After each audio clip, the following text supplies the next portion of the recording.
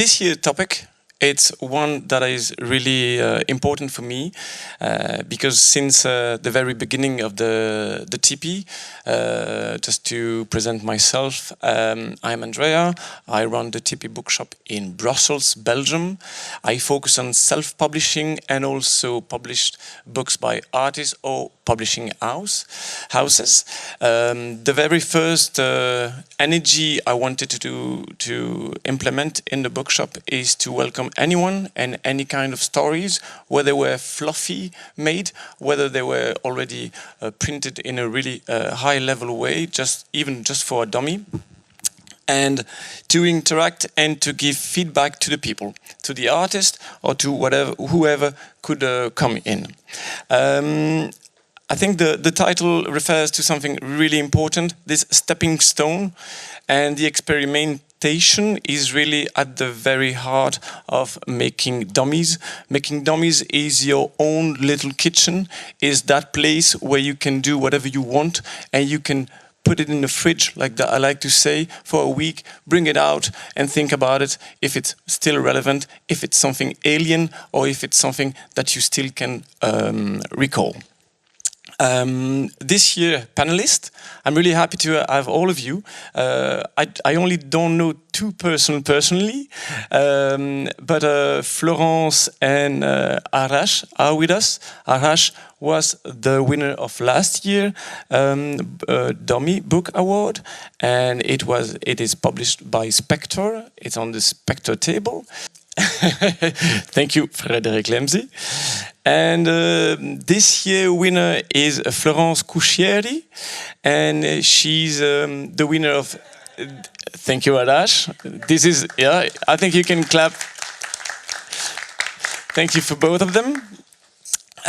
We have in front of us graphic designers, we have publishers who also interact with the design process. We have people from PhotoBook Cologne, which is really great because it's also a bit of a European hub, can I say this, for creatives and also people doing research. And someone was clapping, maybe. And we also have a multifaceted person like Lia Prada, who did the design of this year dummy winner. And finally, but last but not least, Margot JOURQUIN, who I know from Brussels and who did like a whole journey from book design, dummy, and then I've introduced Margot to Janne from Cold Books, and finally they reached an agreement and an exciting journey started into making her own first book published. So let me just introduce quickly with the shortest bio available in Arles. So ARASH FAYEZ is the winner of last year. He's an artist and curator focusing on theme of displacement. Janne RIIKONEN at the very end is a visual artist, publisher and book designer from Cold Books with a Master of Arts in Photojournalism.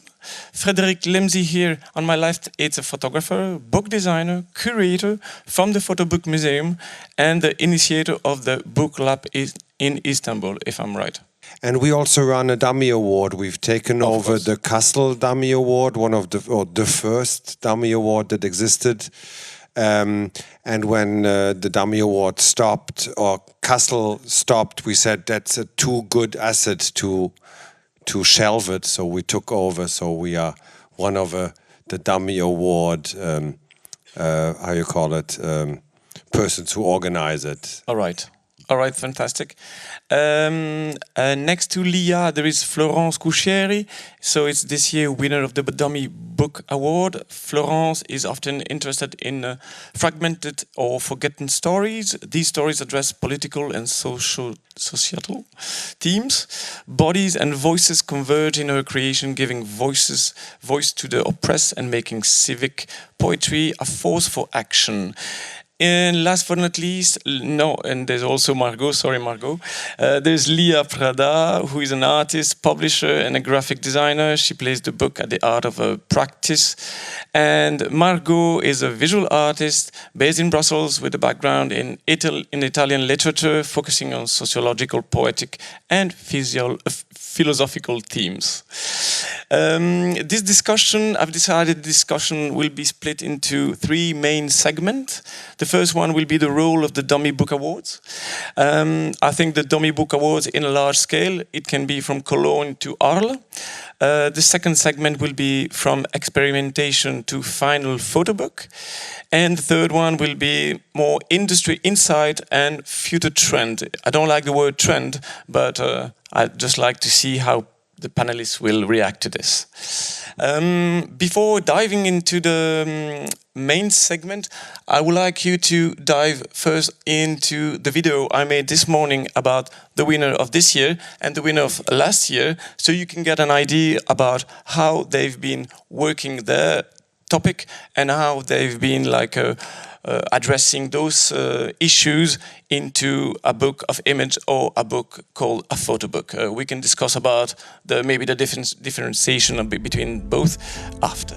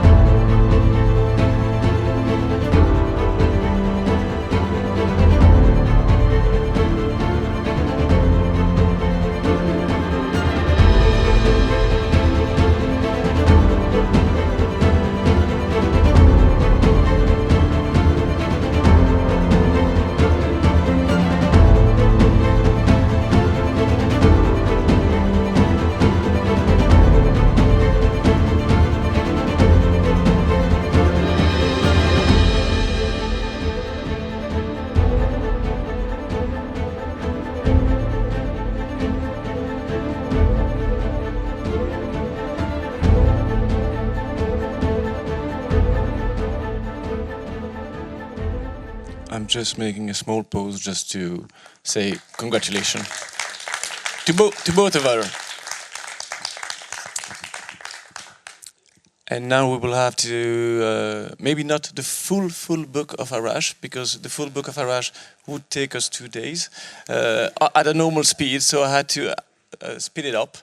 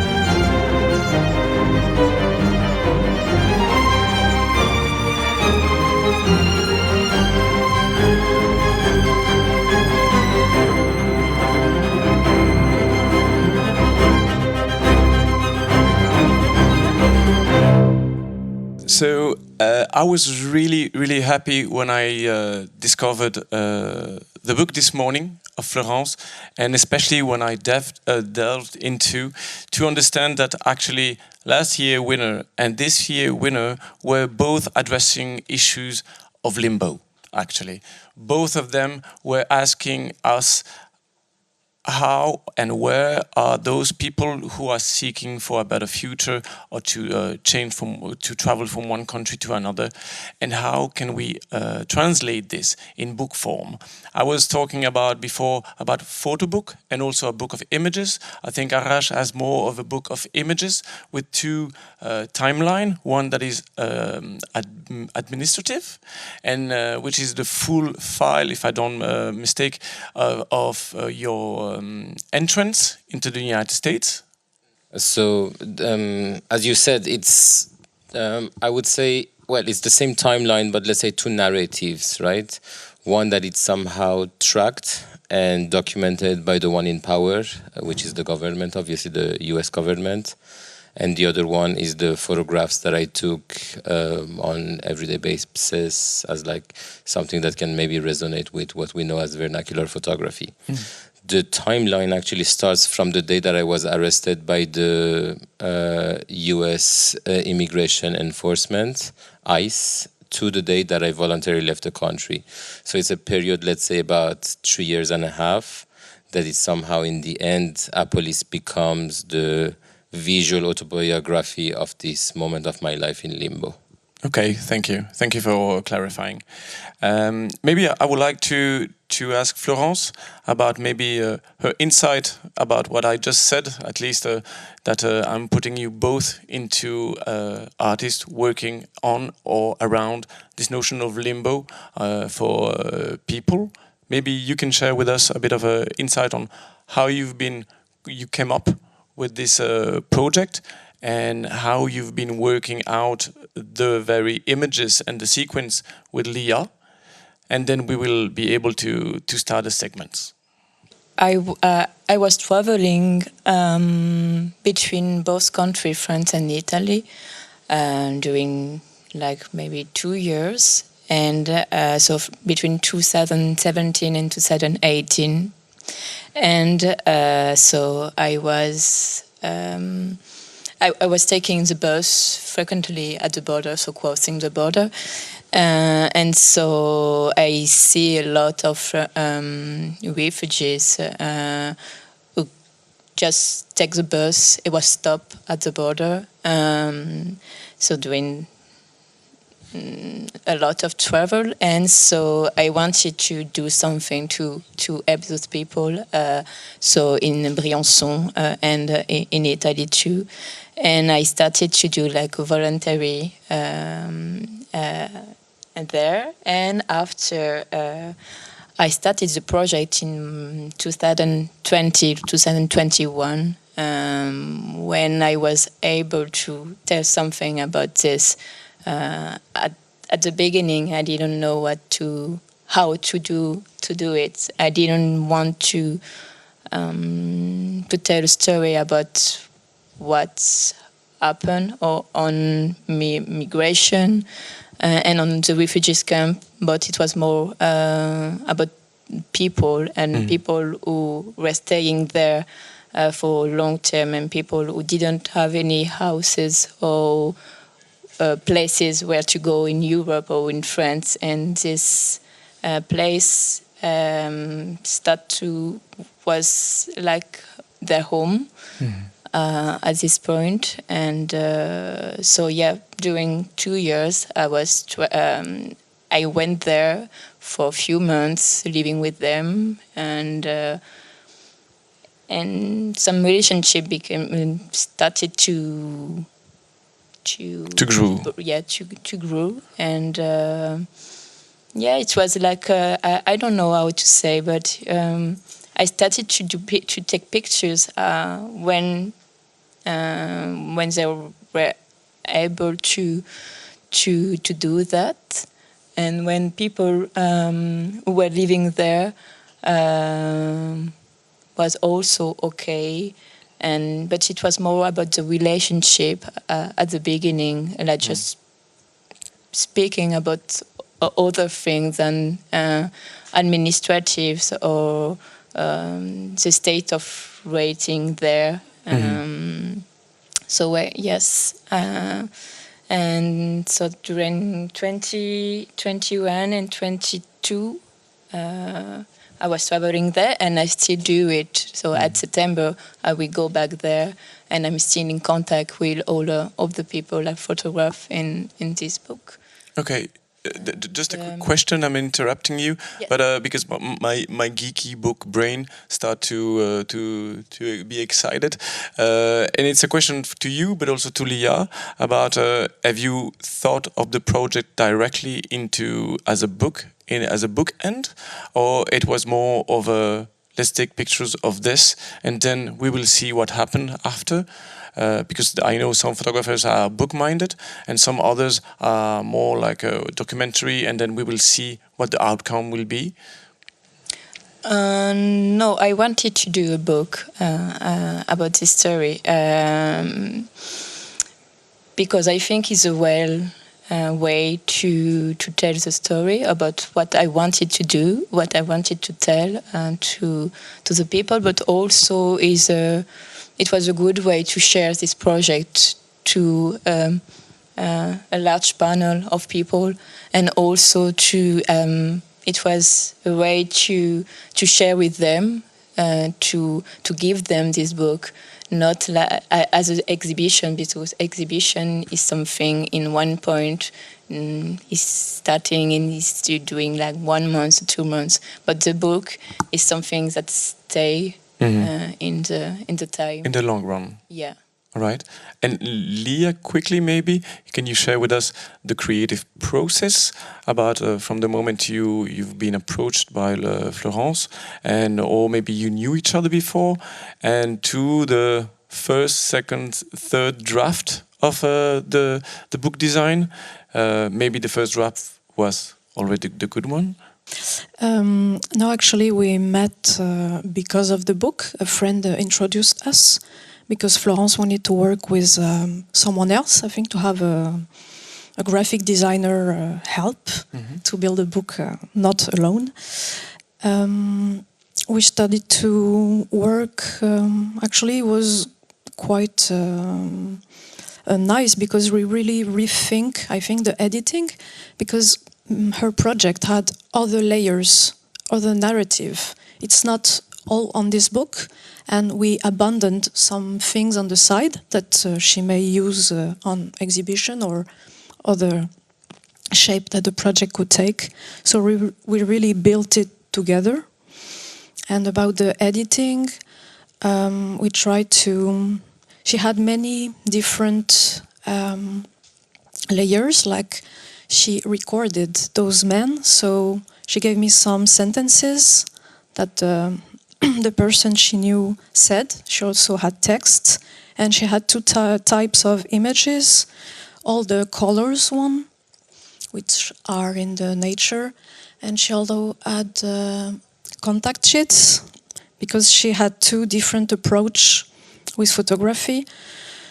She spent time with them and photographed those men, but she also walked alone to do the pass, the same pass that they are using from the border to the shelter they live in. Okay, okay. And did you just, is the chronology of the pictures following the chronology of the landscape, or is it just focusing on the refuge? Is it focusing only on the refuge? No, actually, it's not focusing on the refuge, because this shelter that they call Chez Marcel, we decided to hide it on the unfolded pages, because we wanted to focus on the natural elements. Because what's interesting, I think, in Florence's approach, when I look at her pictures, is what you would hear is nature sound. It's not conversation. And I think she succeeded to build contact with them. Maybe to close the loop of the experimentation from dummy to final book, Arash, yesterday you were telling me that actually the dummy looked really a lot like the final published book by Spectre. How do you see the learning curve, or maybe the experimental curve, from dummy to the first elements you've been putting digitally or analogically on the page, and how you've been growing the information you are sharing with us to the point where there's no need to change anything from dummy to final book, trade book. Well, I think I'm those type of artist that if you leave it to me, I will change everything every day. So many of my projects constantly change, and I don't really have the ability to see the final result. The learning curve was like really understanding what the project is about and finding the way to translate what are the key aspects, the conceptual aspects of the work, and how they can be translated, and what would be their interpretation in the format of the book. What I mean by this, for example, just a quick example, for me it was very important that like the person who is experiencing the book, which is very different than experiencing an exhibition, to have this experience that I had metaphorically and literally, the stack of my immigration dossier. So it was very important that when you see the book, and if I may, sorry, Frederic, somehow I wanted in the end the book to be really only the dossier. So if you remove the cover, if you remove, let's say, the extra text is very thin. I wanted you and whoever that holds the book really feel the weight of the 3.5 years of my life in limbo, the 304 pages that my immigration lawyer sent it to me. And this I was experiencing each time that I was going to the office, right? Not all of it, but I would see there. So there is something literal here, but also something metaphorically. So for me, the learning curve was like also, as an artist, what was the elements that I could really see that was going to the design, right?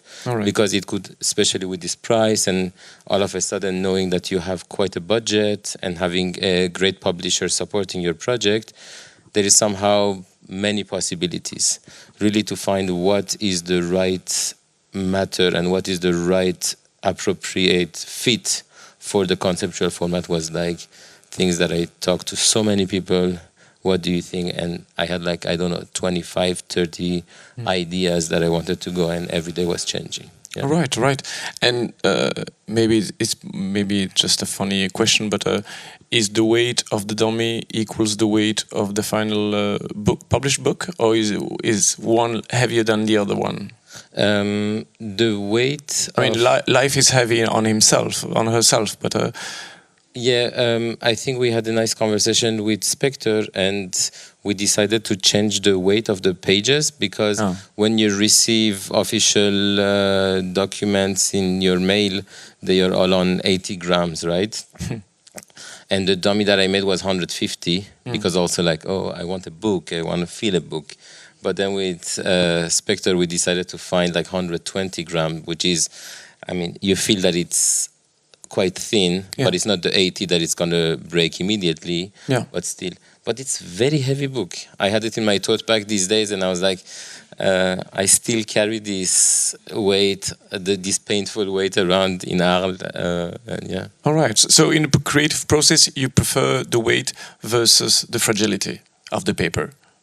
Well, I think you as an outsider, you cannot experience the fragility that I experienced. And I think while I was through this process and while I was like living in the state of in between, and by the way, I think to explain better this idea, the idea of the book actually came when I asked my lawyer, what is my legal status? And he told me, you are not illegal, but you are not legal either, right?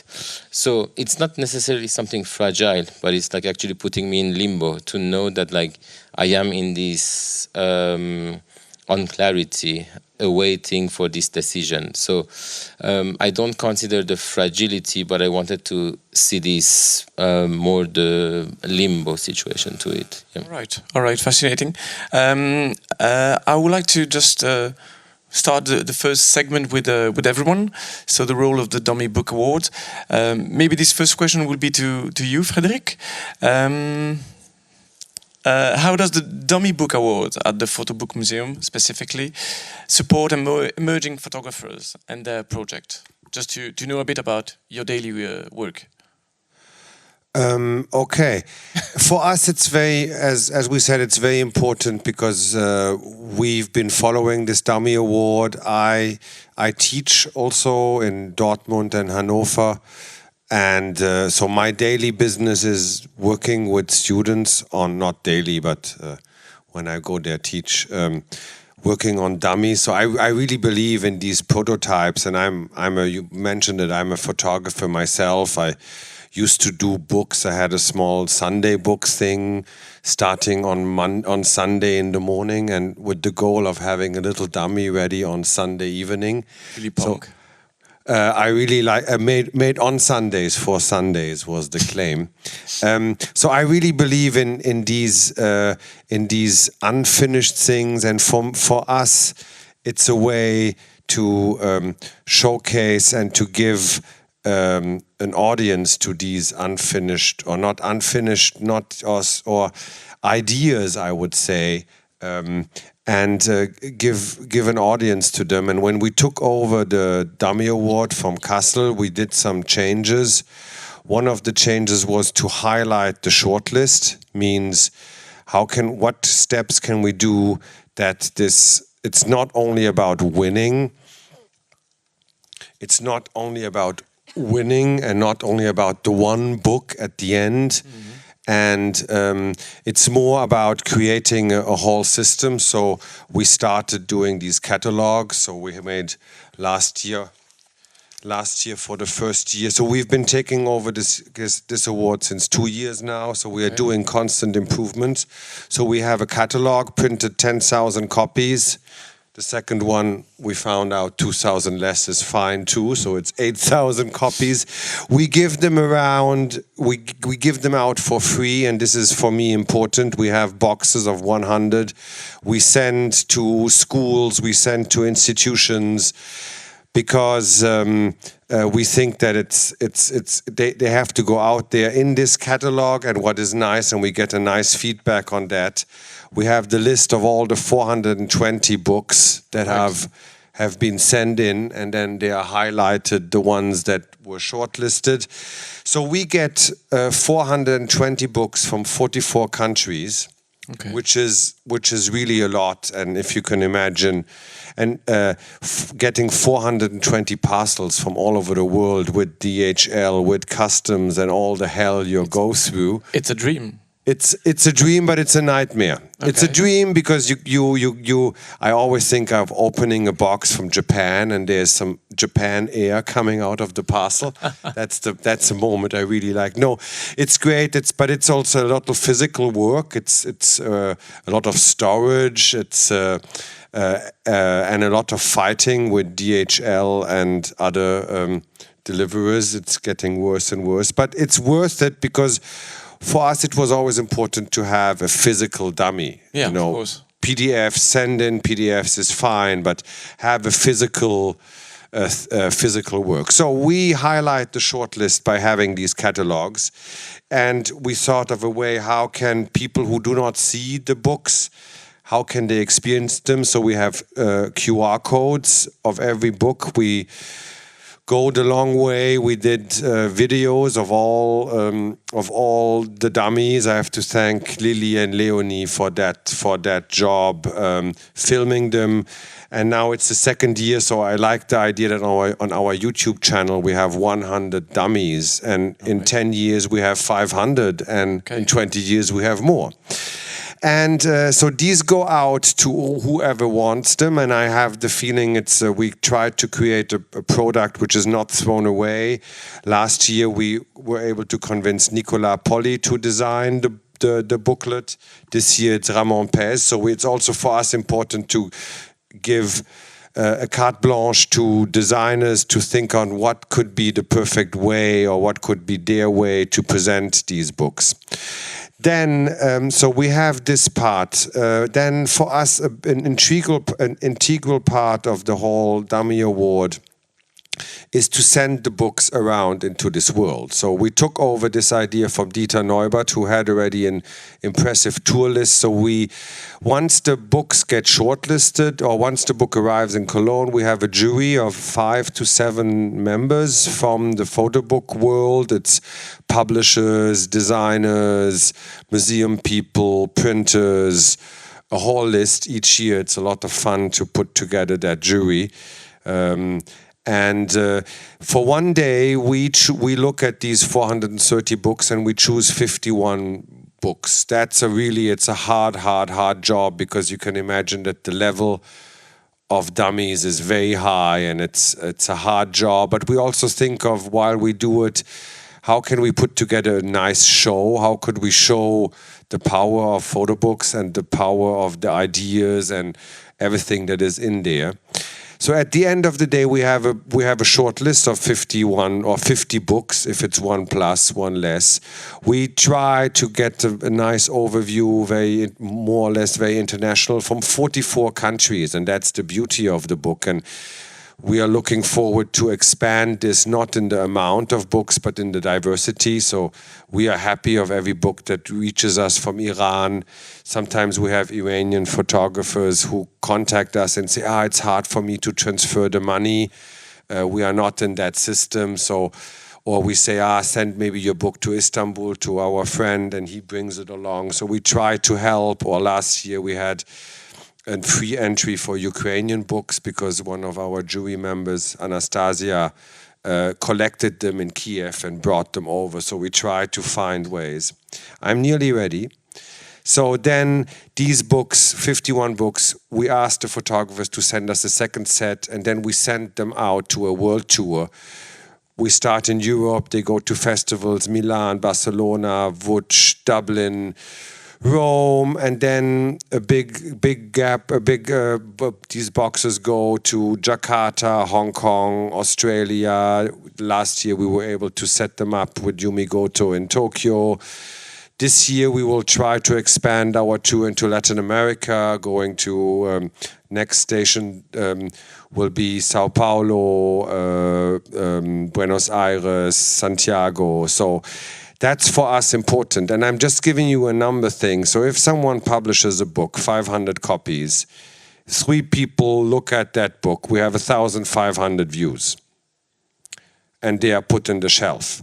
This 2 copies of ours, they travel the world, and if each venue if in each venue this book is looked by 500 people, you can imagine the amount of views, of physical views these books get. And there's a lot of, I hear from participants that they get emails, they get Instagram messages of people in Japan, in Jakarta, seeing their books, giving feedback. So I really value that, or what we tried the last years is to put an emphasis on the short list and not so much the winning book. Right. On the locations, we came up, at each time it showed, we do a public vote. So the public, there's papers, there's voting slips, look at the book and can choose their favorite book. We collect these results at the end of the year. And from these public votes, we have a list of 5 winning books. These 5 winning books, also to diversify also the winners, these 5 winning books get a 25% production grant from our printer and printing supporting partner. So if you have already 25% printing costs covered, that helps you go to a publisher, make a crowdfunding, self-publishing. It's an offer we make, you don't have to do it. We help with our resources, with promoting, getting in contact. And from these 5 winners, Ufuk, our printing partner from Istanbul, and our team in Cologne, we sit together and we choose the PBM mass winner. And this is the book that is being published. So this is a little bit our process, to be very transparent, because the last decision, who is the winning book, is something we have to take as a publisher, as a printer, because we don't want to be in a situation that we end up with a book which is wonderful, but it's not producible or not sellable. Or so we like this idea because we would like to really promote these books. So there's 5 winners, they have the chance, there's the short list, and one of them is the winning book, and it's not chance, but it's there's so many factors going into this decision. So it's something we would like to make it clear. This is the PhotoBook Museum and our sponsor partner. We decide from these 5 winning books. So it sounds a little bit complicated, but we thought this is maybe the most transparent way, and we are open for improvements, maybe make it biannual.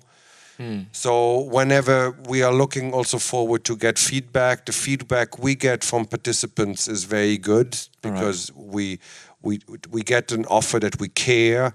And often yesterday we heard from, we didn't go for the presentation in the arena, that this is not done by everyone. They are shown on the screen, 5 minutes, we continue to the next program. So what we want to do is to value all these hours and hours of work that have been put into these books. Yeah, so point. Thank you. I think you will receive at least 50 requests after for participating in your open call, a physical open call. You mentioned 2 elements that I want to jump on it. So the physicality of the submission and not PDF, and also the criteria. So I want to use those 2 words to ask Janne and Margot about their relationship and how they've been going from your self-published publication to another publication that look maybe 80 or 90% close to the original one that you showed me many years ago. And what were the criteria for you to dance with Janne, and what were the criteria of Janne to change your initial proposition? Maybe, I don't know, which one of the 2 wants to start? Maybe Margot can start, and then Janne can show the publication, because it's not complicated, but it's articulate. Yes. I remember first time I met Janne, I think one of the first words he told me was, I don't want to change it, or something like that. So I was really in a trust relationship with him, because actually I worked on this form and I was convinced about it. So I wanted to, I just wanted to make a team, to work with someone, because I think like at some point you can't have enough distance with your own work. And I already knew that it would be so much interesting to put someone new in the project, someone who was not there when I took the pictures and when I worked on it. And I needed to present it to someone new, not in my language, in English. We had to work on internet because we are not living in the same countries. So we worked on Skype a lot. And so all these technical things were actually positive things to me, because it was a test for this book. Like, does it still work? And yeah, I don't know, if you're right now. Few more pages. Maybe until Janne is finishing turning the pages and peeling your book, you can maybe give us a really quick insight about what the project is about, and then Janne can jump on his answer. Okay, so it's a project that I started when I was a student, and it's about I met people working in like they were funeral workers. So it's about people taking care of dead people. It was all a reflection about ritual and gesture around the bodies, and why are we still taking care of those people. And yeah, it's a good resume. Okay, I think I'm eager to listen to Janne because I have loads of questions, maybe, or maybe you too have questions. So feel free to interrupt. Yeah. So first, I would like to say that this book actually was here in the Dummy Award, 2022 in Arles, which was my first year in Arles. I went to look at the dummies, but I don't particularly remember it from there because it doesn't work great in its own, like this sort of setting where the book is left alone. Because as you saw, it's like two intertwined booklets which go one page at a time, turning left and right. And what happens in a place where it's on its own, maybe you saw it now at the shortlisted books for the Author Book Award, it tends to happen like this, that both of the stacks are just like simply placed on top of each other. Boom and boom. And then it's quite a different reading experience, which is probably why it didn't strike me there. But luckily we met in Unseen the same September, which was like 2 months after being here. And I get to meet you, and it struck me really differently. And yeah, it was from then on, I knew immediately that I wanted to do it. I wanted to keep it as it was conceptually, which was Margot's idea, obviously, to keep it this kind of booklets coming together and pasting the reading experience, making it physical. Not being able to rush through the book, like you have to take your time reading it.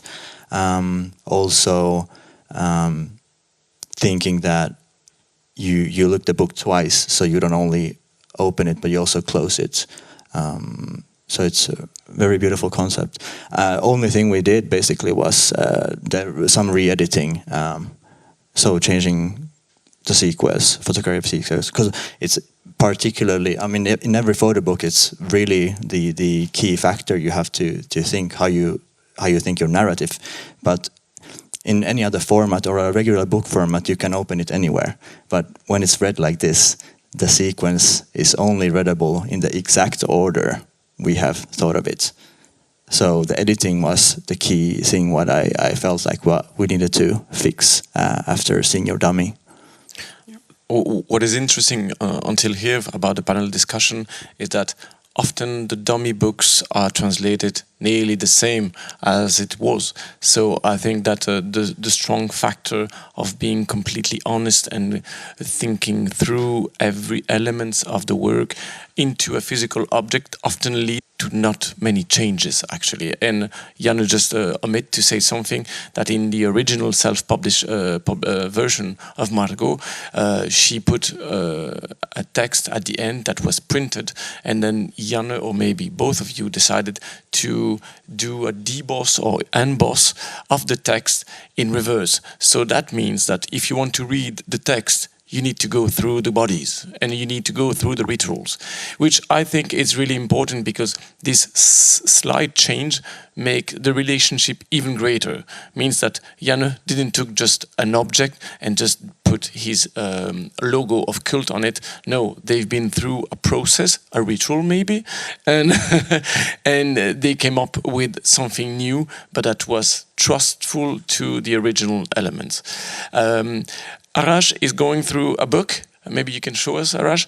And I think you discovered this book also during an award, in the middle of an award, and you've been publishing the artist. Can you tell us a bit? Yeah, absolutely. It was the same year, so 2022 here in Arles, when I discovered this book. And yeah, it was a bit weird situation because there's a text now in the book which came in the dummy as a separate leaflet, which was missing at the dummy award, so I couldn't have any written context.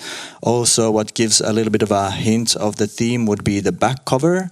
So this is a lenticular photographs in the cover, so when you flip it like this way, yeah, so there's a body that disappears and appears. So the book is, in short, about in the city of Juarez in Mexico, the artist cutting out all the newspaper photographs with the dead bodies on them and erasing them with a gum eraser, and then scanning them again and rescaling. So without any context, I just remember going through the book or the dummy page by page by page, not really understanding what I'm looking at, but it being so impactful that me going right online right away and reading about it. And I think on my way home, as I already then knew that it wasn't the winner, I wrote to Alejandro and said, I want to make your book. Okay. Okay. And here the process ever since was rather similar to Margot. So we changed a few photographs, not as much as with yours. Some editorial work besides that, but the production was rather tricky with the lenticulars. So that was more like a production process for me. And I took as well. I took an American co-publisher to cooperate with me on this one, since I felt like it would need a distribution in the United States, which I don't really, which I'm not able to provide. So I also approached another publisher, which is Los Sumergidos. All right. They are focused on Latin American issues. And oh yeah, clever, clever. I want to thank ARASH for the hand modeling and showing us the book. And we are slowly but certainly going to the final segment. So prepare your questions. This industry and insight and maybe future trend. Maybe I want to ask maybe all the panelists here with us, what would be your advice to photographers who are looking to create a dummy for a competition, whether it's showing it to friends and family, bookshops, curators, or just waiting at the tambourin until 3 o'clock in the morning with a bit of a pastis to wait until someone can have a look. I just want to do a little quick parenthesis. I remember, I think 8 years ago, Avoyska showed me her first fluffy dummy. Yes, you were there. And we did just a small exchange. I had the pleasure and the honor to read this really early stage of sequester. And in return, she just bought me a sandwich. So I think we can really get an insight on people just by exchanging something. We don't have to pay for any kind of portfolio reading. Sometimes life can be simple. So maybe you can share the mic one by one and give us a bit of an idea. It doesn't have to be long. I know, Frederic, I will have to stop you after 3 minutes, but you can speak with Frederic after with the pastis or even more. Maybe Janne, you can start. So it was about advice for. Yes. Yes. I think of this maybe from a publisher's perspective. I'm being shown a bunch of dummies every day and send submissions, PDFs. I think it's a bit risky to aim any sort of perfection with dummies. Dummies are being made a lot. It's being you can see it already in the Dummy Awards that it's processes and products that are being invested tremendous amounts of money into. And when you actually start to work with a publisher, which I think is the aim of anyone making a dummy, there will be a lot of changes, unless it's like superb. So I think for me in a dummy, the key point is to be able to convey your narrative, what you want to tell with your photography. Not to think so much about the production quality, but the actual content. Okay. I think giving a key elements for each one of you could be really interesting for everyone, so that we can go home with little rocks or little advices of key elements when you are building up a narrative or a photo book. Leah? Yeah. Maybe about this thing, this technical problem is that most of the time to make one dummy could be extremely expensive. So you have to let go of sometimes you have to let go of the right binding or the technical thing you want on your final book. You can forget it sometimes, so you can have an affordable shape or something you can do yourself. And I don't know how it is in other countries, but sometimes when you just go to what we call reprographe, like a small print shop, it can be hell. Here in France at least, because they cannot print on your paper, they want to use their own. So me, I would say that the easiest is to do yourself in a very cheap printer sometimes, just to have the object that could approach what you have in mind. Because if you pay like a real printer, sometimes they just ask for an amount where you could print 100 Yes, for the same amount. But yeah, the experience we have, but for me, I was not able to go on alone with my pictures. So that's why I asked Leah to do it with me, like a collaboration. And as she said, we forget something on the binding way that was too much too expensive, and we did it in a really like in cheapest way, and yeah, at the beginning, like last year, I just have my PDF and it was not printed, and I just show it to people, but it was not the same as to have the physical one. But I had some advice and some things, and after we discussed together, and we changed some things, like the cover was not the same first, and other things we changed after that meeting. So I think the very first dummy was made with Leah. Yeah. Oh yeah, okay. Yes. So maybe your advice is to work with graphic designers. Yeah, no, I think it depends of the way you are with your own photographs, and how you can just be able to work with. But yes, for me, I had a lot of materials, and I didn't know how to bind them together and to find a link. So yeah, for me it was helpful to have Leah and to work on it, to have a different gaze on my work. Thank you. And I think I'm more on to the type of people that I don't believe in advice, because I think we all have our own formula of achieving to what we have to achieve. But what I can say for my own path of this project was like the act of doing it was very actually helpful, just to know what the book is about. I was talking about this book for years to many people, but I never had the feeling that what is the book. So one day I installed a pirated version of InDesign, and I was asking my studio mate how to work in design, and I designed a terrible dummy book, I think, that we showed in Arles, and we won the prize. But I think the fact of doing it was, I think, what made me have now this book with Spectre. Yeah. Okay, just I'm not going to quote Asap Rocky, but I don't think that Asap Rocky would be here with six working really well brain like you. So I think 6 brain are really good to give advice. Okay, 3 minutes over. Watch out. No. I think, and what I really like with Dummy Awards is that it's unfiltered. You know, there's no.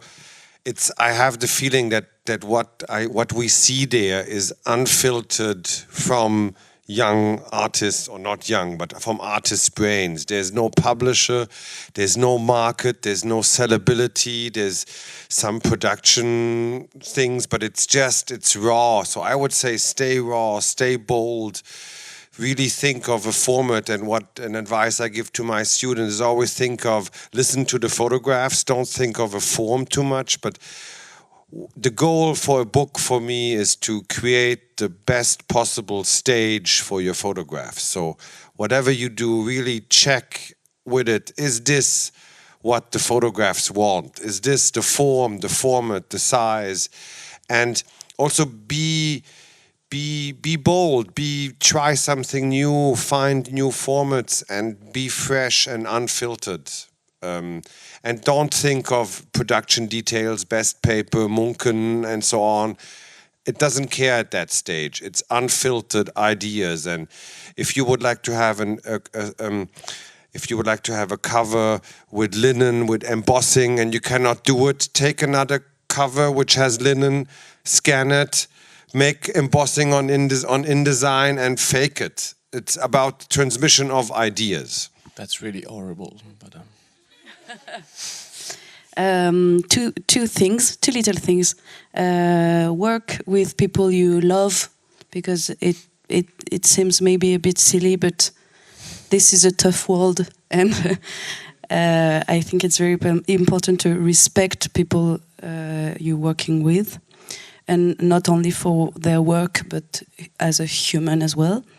And maybe second thing, maybe don't be afraid to leave your work and your project for a while, because I think it did work for me. Like, leave it for a month or even a year maybe, because you will need a fresh eye on your work, and you can't have it if you're always on it. And yeah, it's okay. It will take time, but it's not important in the end. Okay. I would like to continue talking and asking questions on and on, but we're reaching the end. So now I know that everyone's palms is sweating in the audience, and I'm looking at everyone at the same time. Yes, I can. So someone has a question or an opinion? So I'm a photographer, and so actually book for me, I was really curious about what you guys were saying. I've been more working with exhibition, but one thing that is always coming back is I see a lot of people who are very good at seeing stories and very bad at telling them. And I was wondering, like, how does it work? Like, do you always have somebody who has already something really done, or are you helping people to also create their own stories to put them into books, or is it always, well, they already know exactly what they want to do? I don't know who could answer that. I can start briefly. Yeah. So I'd say like about 65%, maybe 2/3 of the books that I make, I start with the artist from a pile of pictures. So then the whole book is built together, always in a collaboration. But then there are dummies which I find, which I like, which are pitched to me, that I publish pretty much as they are. Okay. Okay, but like for question, like for the 2 award winners, like was it already well formed, or you needed some help to put it together and tell the whole story, or? I don't know. Like, yeah, just sorry. So to the 2 award winners, like, was it already made when you wanted to create your books, or was it you needed some help to put it together? I mean, not editorial help, but friends' help. Yes. Okay. Not all the time, but I ask people, like, what do you think about this? Especially like I share my studio, like I talk a lot with my partner about my work, like constantly in this sense. But I think in the end, if you're a storyteller, you should know what your story is. And I think a part is by practice, but also a part is by intuition, right? If you see the dummy, the version of dummy, and you see the one with Spectre, I change a lot the layout, right? Both functions, if you ask me why I did that, I cannot explain to you per se, but I know the new version is the right one, right? I just feel it. I don't have any rational reason to tell you, but I know this is it. I think me too. My friends helped me a lot with editing, because when we both work together, I still have some editing on my pictures, like the layout, the way to go on the storytelling on the book. We change some things, but it's quite the same. Like the pictures we choose on the book. Some Leah put on the book, and some authors we just put them away. So yeah, I work both with my friend, my friends, my partner. It helped me a lot with, and also when we were working together, we just change some things, I think. Me, I would say that her story was already very clear, and that my role was to translate it as a book. But the story was really there. It was more about using the title of the book, what she told me, to make graphic choices. And we are going to launch a book outside with Avoiska van der Molen. And I think all the books we've been talking are either on the table, the artists are here. Buy the books, the artist needs that.